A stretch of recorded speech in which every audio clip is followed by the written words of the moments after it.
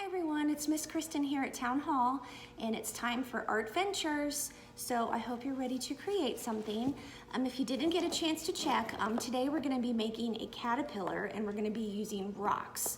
So first thing you're going to need to do is you're going to want to gather some supplies, okay? So hopefully at your house you will have some art supplies that include paintbrushes. So you can have whatever size paintbrush if you want a really thick one, or if you kind of want a thin paintbrush, that will work too.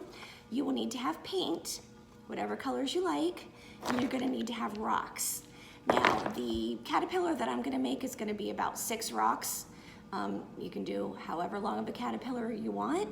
And then I also got, and you don't have to do this part, but I also got just a little stick, and I broke it in half, and I'm going to kind of use that as antennas to put on my caterpillar.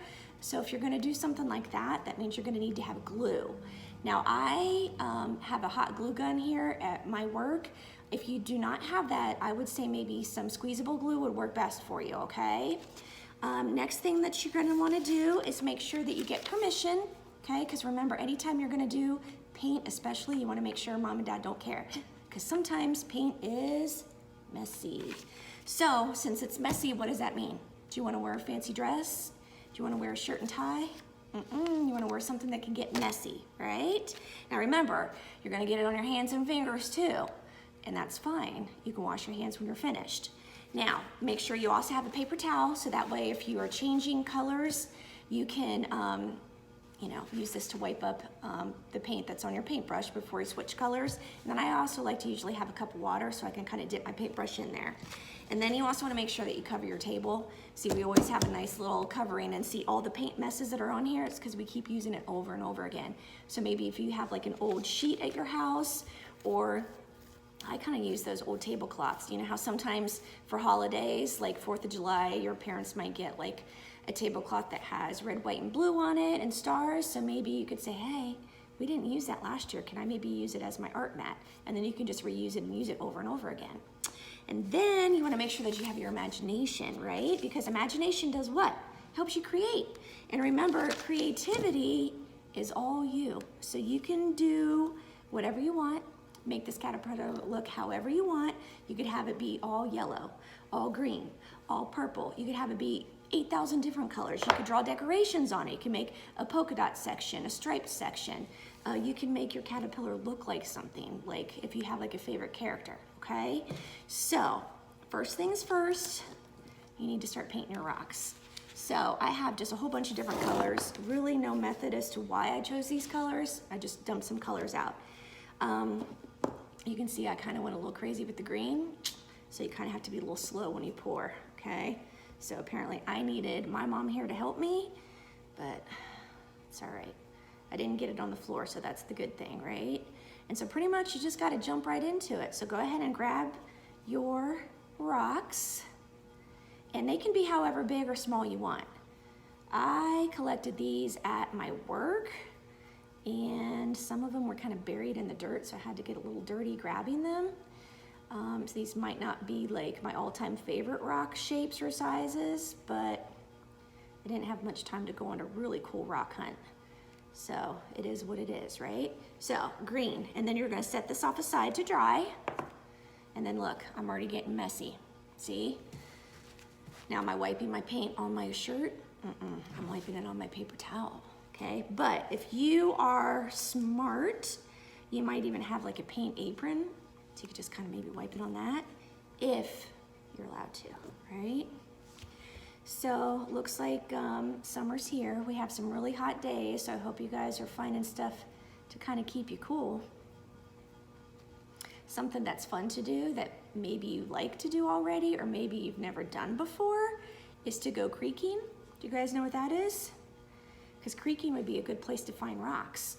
So if you live close to a creek, or maybe if you guys ever go to a park, you've probably noticed like if you take walks, there are usually creeks at the park. And most of the parks don't care if you go creeking. And creeking means that you get in the creek. And sometimes the creek is really, really cold, so it feels so good on your feet, especially on a hot summer day. But you know, I would take my kids creeking a lot, and we actually still do it, even though my kids are probably older than you are. they would just take a bucket, kind of like a bucket that you might take to the beach, so nothing fancy, and then a net, and you don't have to use a net, because when I was a kid, we would just use a cup to collect creatures. So look, here's my blue rock. Now I know I'm telling you a story, so I might be distracting you from painting, but just keep painting your rocks and I'll show you what we're gonna do next, okay? But going back to my creeking story, because I think you would really like to do it. If you go creeking, you can collect all sorts of little creatures. You could get rocks in there. Sometimes you even find shells, which is kind of crazy, because you're like, you only find shells at the beach. But sometimes you find little clam shells in local creeks. You might find some minnows, and what are minnows? Those are just really teeny tiny fish. You might see some bigger fish even. You know, we've gone to a creek before and we found a little rock bass. We found a gar that kind of has like really sharp teeth. We didn't catch that, but we saw it. Crayfish or crawdads, depending on how your parents grew up, they might call it something different, but those look like little teeny tiny lobsters. And if you didn't know it, those like to swim backwards. So those are fun to catch. Snakes, turtles, all sorts of turtles, like a soft shell turtle, snapping turtles. Gotta be careful with those though, right? You don't want to touch those. All right, here's my third rock that I painted. How's everybody doing at home? Getting it done? All right, let's go ahead and paint a couple more. And then with this caterpillar, what can you do with it? Well, if you have a garden, you could put it outside in your garden. You could put it in your bedroom. Do not put it in the refrigerator because that would be kind of weird, right? If your brother or your sister goes to get some milk and they open up the refrigerator and they're like, why is this rock caterpillar in here? So you don't want to do that probably. But it would be a cute decoration for your front porch. If you have like, if your parents get pots that they put maybe flowers in for decoration, like on your front porch or something, maybe they'd let you put this in there. Or if you want to make like a rock garden or a fairy garden, that could be fun to do. And like I said, you can put it inside, you can put it outside. Now, if you put it outside, I'm using acrylic paint. If you don't have acrylic paint at your house, really whatever kind of paint works. But sometimes if you keep your rocks out in the sun for a really long time, or I'm sorry, in the sun and in the rain for a long time, sometimes the paint might start to wash off. So you may want to get, there's like a clear coat that you can get at the store that you can spray on it, and that will just, it's kind of like a protectant, and it helps to keep the paint on your rocks for a longer time. And you don't have to have that, like I said, it's just if this is like the best caterpillar that you've ever made and you're like, oh my gosh, I don't ever, ever, ever want the paint to wash off, maybe that's something that your parents can get for you. And some people might already have that at the house.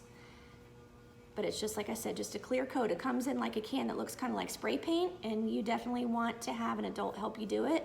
And you would wait until these are completely dry, okay? So now, all my rocks are painted. You're probably still painting, so let's just pretend we fast forward, blah, blah, blah, everything's dry. So the next step is, voila, I have my dry rocks. Now, you guys are probably, like I said, still painting, but I'm just gonna show you the next step, okay? So the cool thing about this is you have 1, 2, 3, 4, 5, 6, right? And I chose all different colors. Now what can you do? You can keep them separated, and that way you can kind of switch it up. Play with your caterpillar, make it look, you know, in different shapes and whatnot. Or if you want to, you can glue your rock pieces together. Now, the best glue is probably going to be like a hot glue gun if you have it. If you don't have it, like you don't need to go to the store and get one.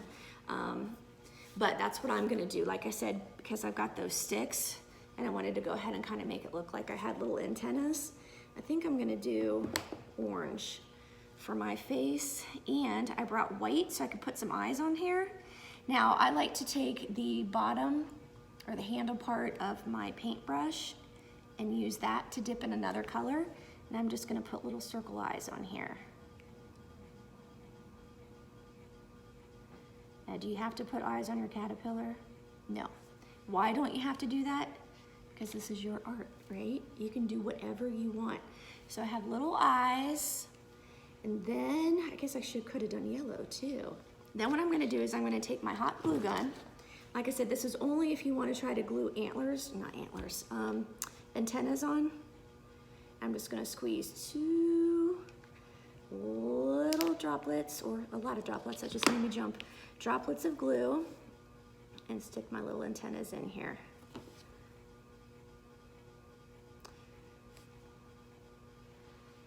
There we go. How's that look? Pretty cute? All right, so I'm gonna set this off to the side so it can dry, but like I said, what you can do, I'm gonna get my paint out of here so you can see a little bit better. You can put all of your pieces together, and like I said, you can kind of stack them up together,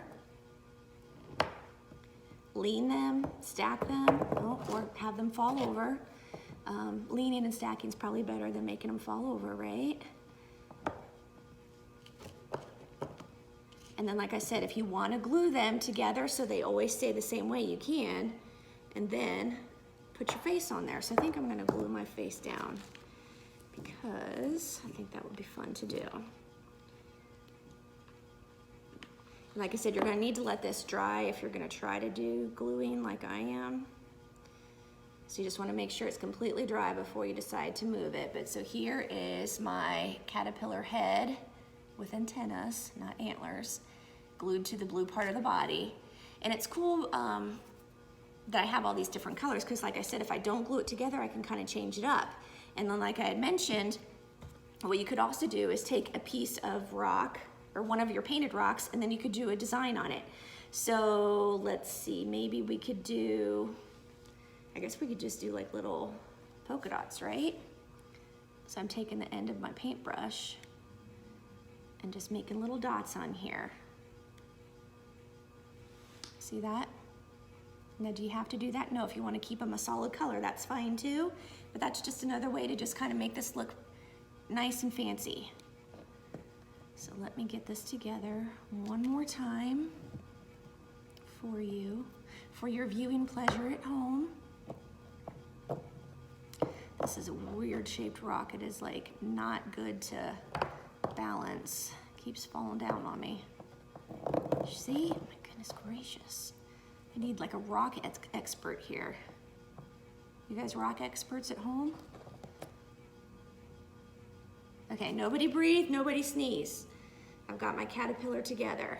Now, let me kind of bend this down for you. What do you think of that? Kind of cute, don't you think? All right, so you could probably make other critters out of painted rocks to put in your garden at home. You can make, what do you think? Let's see, a ladybug, grasshopper, praying mantis, butterfly, maybe? You could probably do that. I chose to do a caterpillar. So I hope you had fun. I hope you used your imagination. I hope you can get to the sink and wash off your hands like I'm going to. But that's it for today's ArtVentures. Now, on Wednesday, if you can join me Wednesday, we're going to be making a cardboard animal. So let's use your noodles and think, what is your favorite animal? Okay? It could be a monkey. It could be a zebra. It could be a dog, a cat, a fish, a turtle, a whale. It could be a giraffe. Like whatever animal you want to make, start thinking of that now. And then what I want you to do ahead of time is I want you to prepare. So I want you to cut up some boxes. If you're not allowed to do that by yourself, ask mom or dad. If you're gonna do the cutting, it might be easier if you use like a food box, like a cereal box maybe, because that cardboard's more thin and it's easier to cut with scissors. But just cut out some random shapes. So like if you know that you're gonna want a tail, cut out a tail. If you know that you're gonna want a body of your animal to be square, cut out a square. I want you to have eyes. I want you to have scales if you need scales. I want you to have legs, arms, if you need a nose or eyes, because we're gonna kind of make these look 3D, okay? So Wednesday for ArtVentures, you're gonna need cardboard pieces, you're gonna need paint, paintbrush, messy clothes, okay? So thanks for joining. I can't wait to see you guys on Wednesday, and I hope you had fun making a painted caterpillar with me. Bye.